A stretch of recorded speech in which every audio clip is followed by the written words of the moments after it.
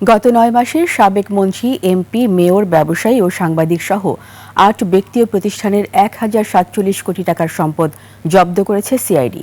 এর মধ্যে সবচেয়ে বেশি ৫০০ কোটি টাকার সম্পদ জব্দ করা হয়েছে মালয়েশিয়ায় আদম পাচার চক্রের হোতা স্বপনের।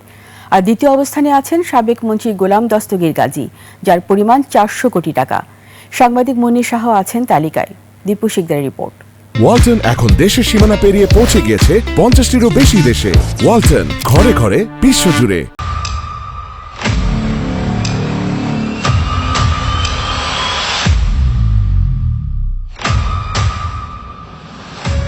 মালয়েশিয়া জনশক্তি রপ্তানি সিন্ডিকেটের হোতা রুহুল আমিন স্বপন এই ব্যবসায় প্রতারণার মাধ্যমে ৮,০০০ কোটি টাকা হাতিয়েছেন তিনি। সিআইডির ফাইন্যান্সিয়াল ইন্টেলিজেন্স আদালতের মাধ্যমে তার ৫০০ কোটি টাকা সম্পদ জব্দ করা হয়েছে। সাবেক মন্ত্রী গোলাম দস্তগীর গাজীর ক্রোক করা হয়েছে ৪০০ কোটি টাকার সম্পদ। এর মধ্যে আছে ভবন ও জমি।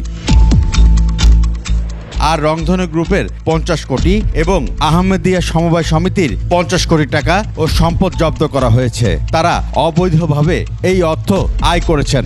মানি লন্ডারিং অপরাধে দোষী ব্যক্তিদের বিচারে সোপর্দ করার জন্য আমাদের সিআইডি ফাইন্যান্সিয়াল ক্রাইম ইউনিট নিরলসভাবে কাজ করে যাচ্ছে। কুমিল্লার সাবেক মেয়র তাহসিন বাহার সূচনা আর সাবেক এমপি তার বাবা আকম বাহাউদ্দিন বাহারের ব্যাংকে ১৭ কোটি টাকা ফ্রিজ করা হয়েছে। গত বছরের ৫ আগস্ট সরকার পতনের পর বাবা ও মেয়ে ভারতে পালিয়েছেন।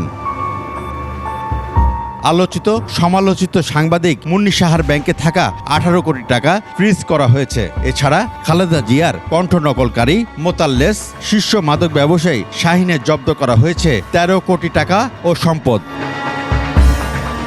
সিআইডি বলছে, চাপ থাকলেও নিখুঁত তদন্ত রিপোর্টের মাধ্যমে এসব অপরাধীর বিচার নিশ্চিত হবে। চাঞ্চল্যকর তথ্য আসতেছে।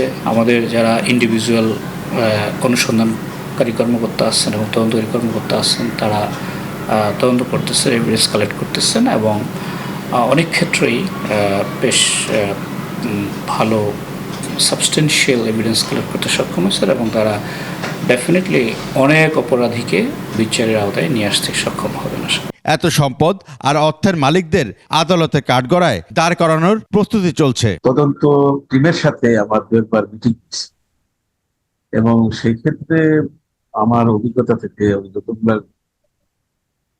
কার্যক্রম দেখেছি, সেখানে মনে হয়েছে যে আসলে এটা প্রমাণ করা যাবে এবং যথাযথ শাস্তি তাদের বিরুদ্ধে দেওয়া যায় আদালতের মাধ্যমে। সিআইডি জানায়, আরো অর্ধশত ব্যক্তি ও প্রতিষ্ঠানের তালিকা ধরে কাজ চলছে। দীপু শিকদার, ২১ টেলিভিশন, ঢাকা।